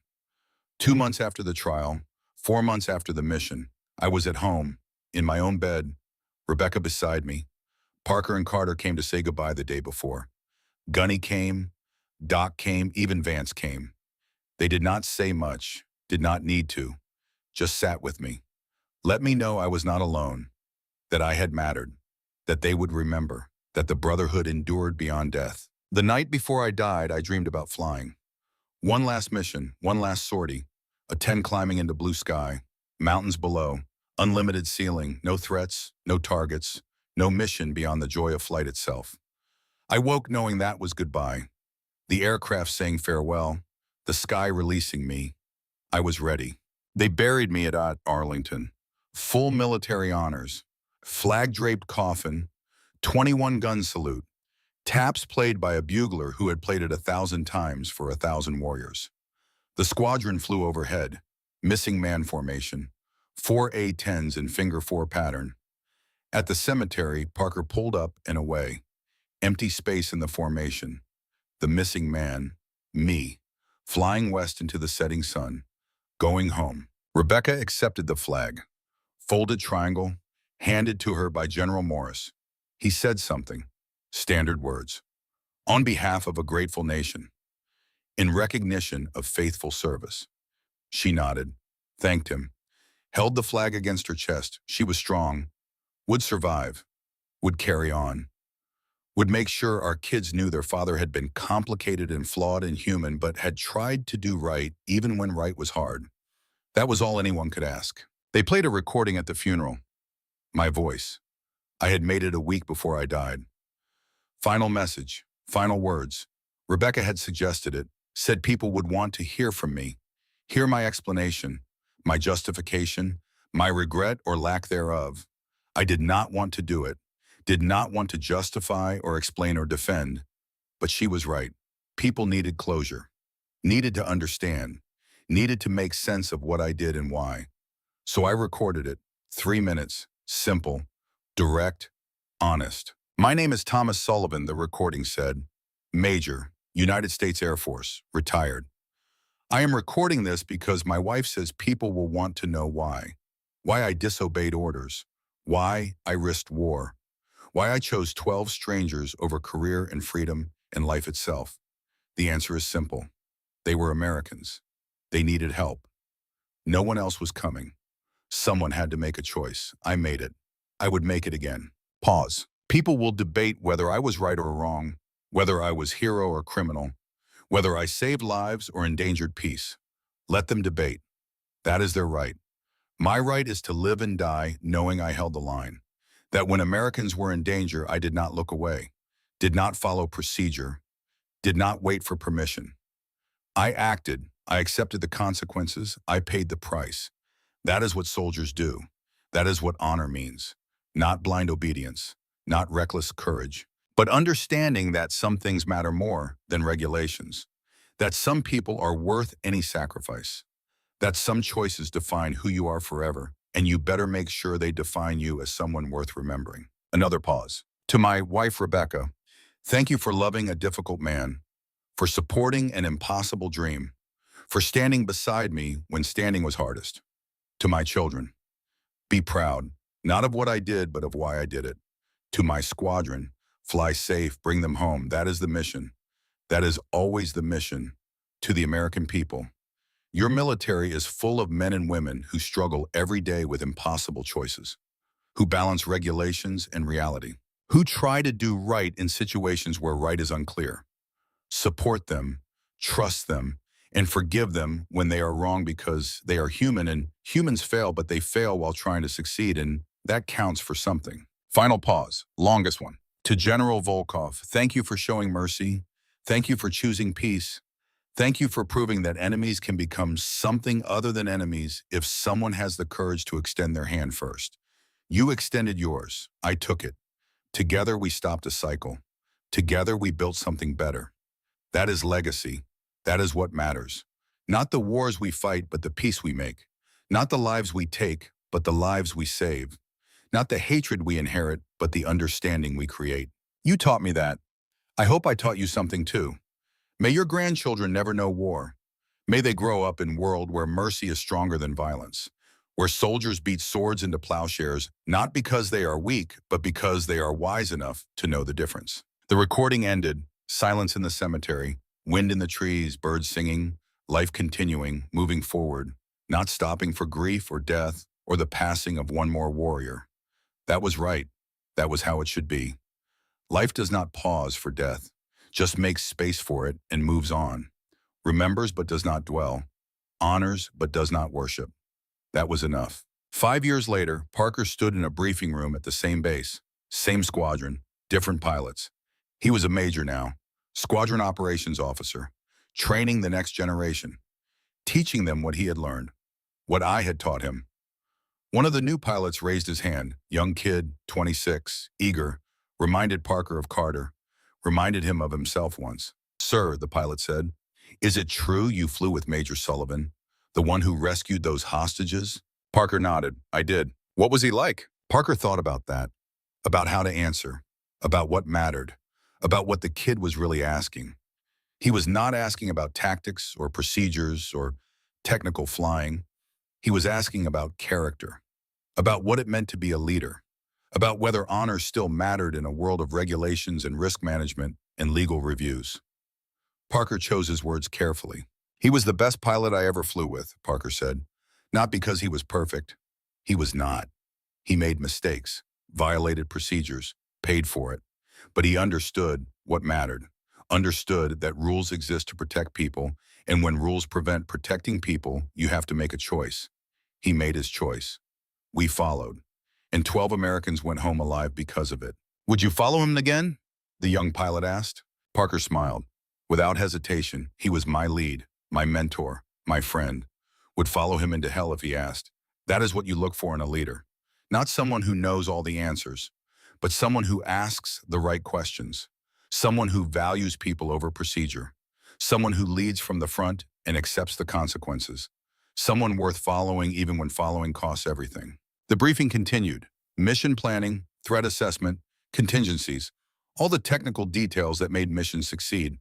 But underneath it all was something else, something harder to define. Legacy. The understanding that they were part of something larger than themselves. Part of a tradition.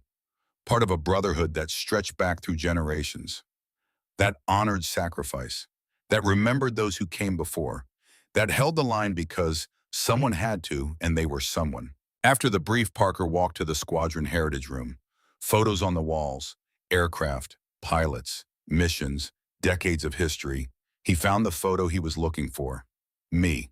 Standing in front of my A-10, tail number 917, flight suit, helmet underarm, slight smile. The photo had been taken 2 months before the mission, before everything changed. I looked young in it, healthy, confident, no hint of the cancer growing inside, no hint of the choices coming. Just a pilot, doing his job, living his life, trying to make a difference. Below the photo was a plaque, simple brass plate, engraved words. Major Thomas Sullivan, callsign Reaper, 74th Fighter Squadron. When others hesitated, he acted. When others looked away, he engaged. When others followed orders, he followed conscience. 12 Americans came home because he chose honor over career. That is the standard. That is the legacy. That is what we defend. Parker stood there for a long moment, remembering. Then he saluted the photo, turned, walked out into the afternoon sun. Overhead, an A-10 was taking off. Another mission, another generation, another chance to hold the line. The mission continued, would always continue, as long as there were warriors willing to make hard choices, as long as there were leaders willing to accept consequences, as long as there were soldiers who understood that honor was not something you claimed, but something you proved through actions that cost you everything but defined you forever. The A-10 climbed into blue sky, turned east, disappeared into the distance. Parker watched until it was gone, then smiled. Somewhere up there, a Reaper was flying too. Still on mission, still leading, still showing the way. That was legacy. That was immortality. Not living forever, but creating something that outlived you. Teaching something that endured. Inspiring something that continued long after you were gone. That was enough, had to be enough, because it was all there was, all anyone got. The chance to matter. The chance to make a choice that mattered. The chance to hold the line when the line needed holding. Some took that chance, some did not. The ones who did were remembered, not because they were perfect, not because they never failed, but because they tried, because they cared, because they understood that being human meant being flawed, and being flawed meant sometimes you had to choose between bad and worse, and live with the fact that there were no perfect answers, just better questions. The sun moved across the sky. Day turned to evening, base grew quiet. But somewhere out there, someone was still flying, still fighting, still holding the line. The mission never ended, just passed from one generation to the next, from one warrior to the next, from one choice to the next. And in that continuity was hope. Hope that honor still mattered, that courage still counted, that sacrifice still meant something. That when the moment came and the choice had to be made, there would still be someone willing to step forward and say, I will go, I will act, I will hold the line, whatever it costs, however it ends. I will do what is right, even when right is hard. That was the last good day. Not the day I died, but the day I chose to live. The day I decided that legacy mattered more than career, that honor mattered more than regulation, that 12 lives mattered more than one future. That was the day. That was the choice. Everything after was just consequence, just the price of that choice, and I paid it willingly, gladly even, because that was what soldiers did, what warriors did, what anyone who truly understood honor did. You found your line. You held it. You did not let go, not for comfort, not for career, not for life itself. You held it until you could not hold anymore, and then you passed it to the next person and trusted they would hold it too. The line held, still holds, will always hold, as long as there are people who understand what it means, who accept what it costs, who choose to stand in the gap between chaos and order and say, not here, not today, not on my watch. That is the standard. That is the legacy. That is what I left behind. Fly safe, bring them home. That is the mission. That is always the mission. And somewhere in the blue sky over Colorado, a single A-10 banks into the sunset, flying west, flying home, missing man formation. Empty space in the sky where a warrior used to be. The space remains, will always remain. Reminder of what was lost. Reminder of what was gained. Reminder that some things are worth dying for, and living for them is the only way to truly live it all.